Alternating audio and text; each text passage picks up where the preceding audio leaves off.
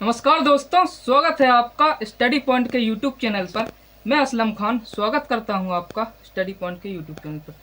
तो दोस्तों, हमने एक विषय शुरू किया था, इसका नाम है इतिहास। तो इस इतिहास की क्लास में हमने वो 4 क्लासों को कंप्लीट कर लिया था, और जो हमारी पहली यूनिट है जो कि प्राचीन भारतीय इतिहास को जानने के स्रोत हैं, वह कंप्लीट हो गई थी। तो प्राचीन भारतीय इतिहास को जानने के स्रोत में हमने 2 स्रोतों को मुख्यतः पढ़ा था। एक है साहित्यिक स्रोत और एक है पुरातात्विक स्रोत। तो हमने बढ़िया इनको एक एक चीज बिल्कुल एक एक कंप्लीट करके पूरा पढ़ लिया था।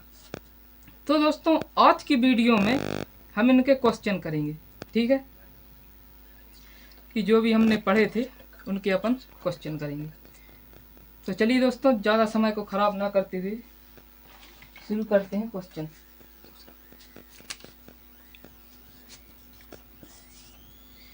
तो दोस्तों, पहला क्वेश्चन रहा आपके सामने कि इतिहास के जनक कहे जाते हैं, ठीक है।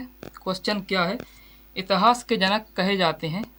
तो आपको क्लियर कट दिख रहा है कि इतिहास के जनक कहे जाते हैं हेरोडोटस, ठीक है।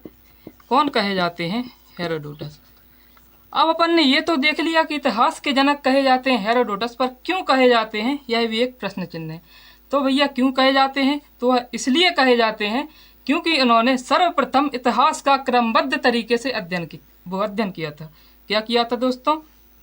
सर्वप्रथम इतिहास का एक क्रमबद्ध तरीके से अध्ययन करने वाले कौन थे? हेरोडोटस। इसलिए इन्हें फादर ऑफ हिस्ट्री कहा जाता है। क्या कहा जाता है? इतिहास के जनक कहे जाते हैं, ठीक है। और एक ऑप्शन है डाइमेकस और मार्को पोलो। तो इनको अपन आगे देखते हैं, ठीक है। तो पहला क्वेश्चन आपको समझ में आ गया। अब अपन देखते हैं दूसरा क्वेश्चन कि इंडिया नाम भारत को किसने दिया, ठीक है। क्वेश्चन क्या है? इंडिया नाम भारत को किसने दिया? तो दोस्तों, मैंने आपको पढ़ाया था कि भारत के 5 नाम हैं, ठीक है। एक हो गया भारत, एक हो गया इंडिया, हिंदुस्तान, सोने की चिड़िया और आर्यवर्त। और मैंने आपको एक क्वेश्चन और भी बताया था कि महाभारत काल में दिल्ली को क्या कहा जाता था। तो जो महाभारत का एक प्रसिद्ध राज्य है इंद्रप्रस्थ, तो इंद्रप्रस्थ को दिल्ली कहा जाता है, ठीक है। तो वो अपन ने पढ़ा था। तो अपन अब सेकंड वाले क्वेश्चन को देखते हैं। तो दोस्तों, इसका आंसर है ऑप्शन नंबर बी, यूनानियों ने। किसने कहा था दोस्तों? यूनानियों ने,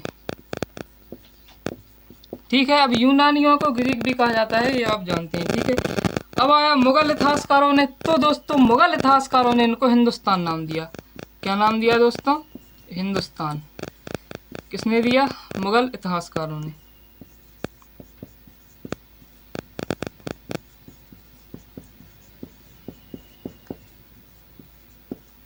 क्यों दिया?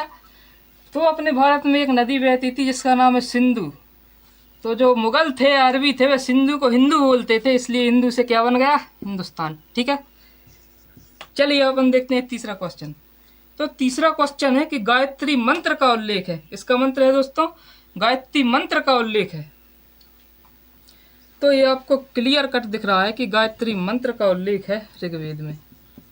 मैंने आपको पढ़ाया था कि गायत्री मंत्र का उल्लेख है ऋग्वेद में। और कौन से मंडल में है?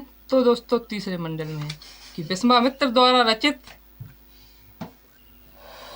चलिए भैया शुरू करते हैं। शुरू तो कर दो। कहा है गायत्री मंत्र का उल्लेख है तो ऋग्वेद में। कौन से मंडल में है? तीसरे मंडल में, ठीक है। कि विश्वामित्र द्वारा रचित सूर्य देवता को समर्पित गायत्री मंत्र का उल्लेख है। किसमें है? ऋग्वेद में। अब अपन देखते हैं चौथा क्वेश्चन कि चौथा क्वेश्चन क्या कहता है कि सबसे पुराना व सबसे नया वेद है। क्या है दोस्तों? सबसे पुराना व सबसे नया वेद है। आपकी स्क्रीन पे दिख रहा होगा। तो दोस्तों, ऑप्शन नंबर सी, बच्चा बता देगा कि ऋग्वेद जो है वो सबसे पुराना है, व अथर्ववेद वह सबसे नया है, ठीक है। तो चलिए शुरू करते हैं, मतलब आगे बढ़ते हैं।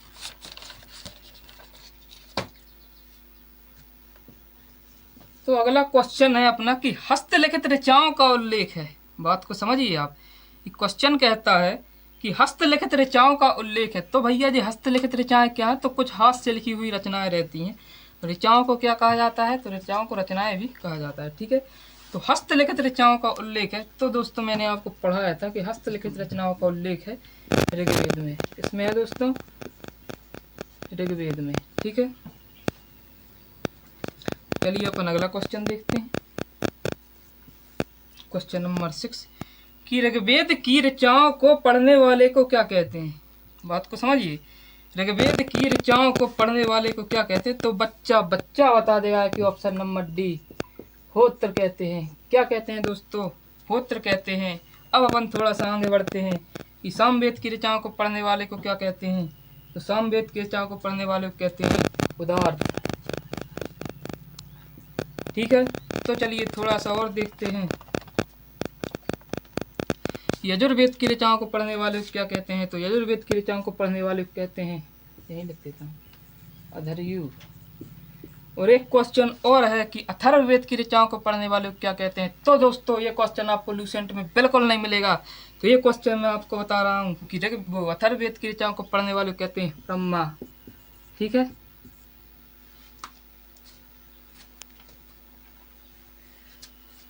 तो चलिए अब आगे बढ़ते हैं।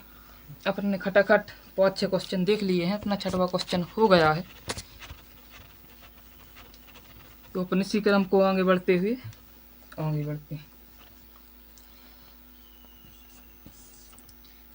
और अब आता है अपना 7वां क्वेश्चन कि भैया पुरुष सूक्त का वर्णन है।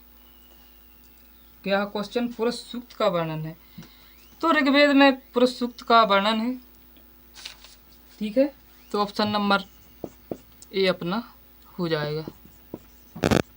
क्या हो जाएगा? ऋग्वेद में।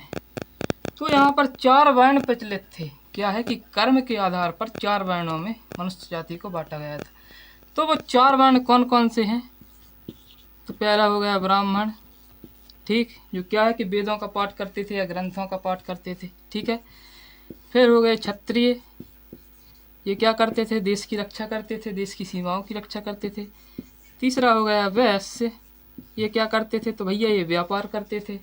फिर एक आ गया शूद्र, ये क्या करते थे? तो ये सबकी सेवा करते थे। 3 ही है नहीं, इनकी पूरी सेवा करते थे।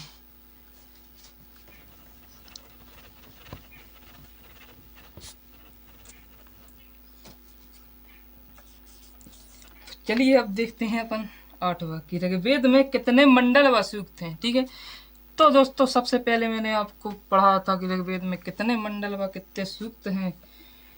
तो इसका option number B correct answer हो जाएगा कि 10 मंडल हैं और 128 सूक्त हैं।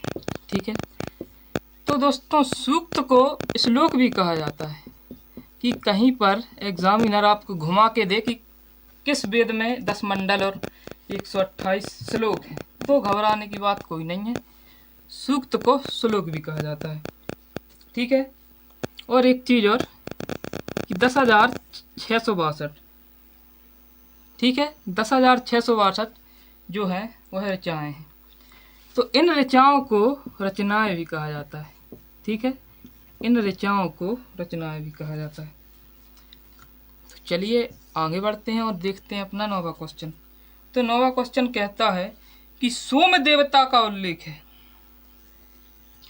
तो दोस्तों यहाँ पर क्या है कि कंफ्यूजन क्रिएट होता है कि क्वेश्चन अपन से आया कि सोम देवता का उल्लेख है, और जो कई विद्यार्थी रहते हैं वो सूर्य देवता को धर देते हैं। ठीक है, तो सोम देवता का उल्लेख है,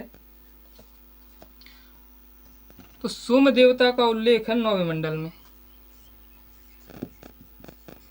किसमें है दोस्तों? 9वें मंडल में। ऑप्शन नंबर बी ही इज द राइट आंसर। सूर्य देवता को समर्पित गायत्री मंत्र का उल्लेख है 3रे मंडल में। सूर्य देवता का उल्लेख नहीं है, सूर्य देवता को समर्पित गायत्री मंत्र का उल्लेख है किसमें? 3रे मंडल में।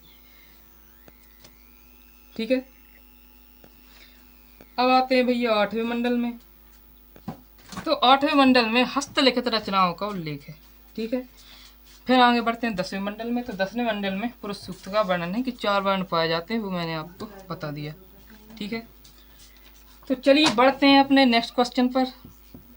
तो नेक्स्ट क्वेश्चन अपन से क्या कहता है कि इंद्र भगवान, यहाँ मैंने इंद्र लिखा हुआ है, कि इंद्र के लिए 250 व अग्नि के लिए 200 मंत्रों का उल्लेख है। कि भैया आपने पहले तो इंद्र देवता को मानते थे कि बारिश होती थी, कौन करवाते थे? इंद्र देवता। फिर अग्नि देवता भी होते थे। तो इसमें क्वेश्चन अपन से पूछा गया है कि इंद्र के लिए 250 व अग्नि के लिए 200 मंत्रों का उल्लेख है। तो भैया क्लियर कट दिख रहा है ऑप्शन नंबर ए ऋग्वेद में। क्या है? ऑप्शन नंबर ए ऋग्वेद में।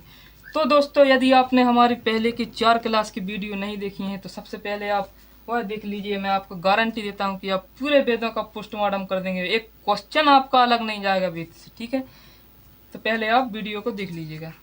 तो अपन ने 10वां क्वेश्चन भी कर लिया। ठीक है, तो अब अपन आगे बढ़ते हैं और 11वां क्वेश्चन कहता है कि आयुर्वेद किस वेद का उपवेद है। अब भैया थोड़ा 900 क्वेश्चन आ गया।